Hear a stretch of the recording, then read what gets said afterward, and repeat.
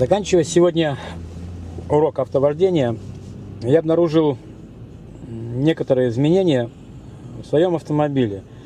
И повлияла, конечно, погода и зимние условия на это. Обратите внимание, я включаю щетки, и какой звук создают они во время работы.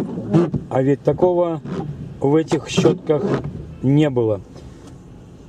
Если стекло сухое, слышится вот такое шуршание, это есть не что иное, как лед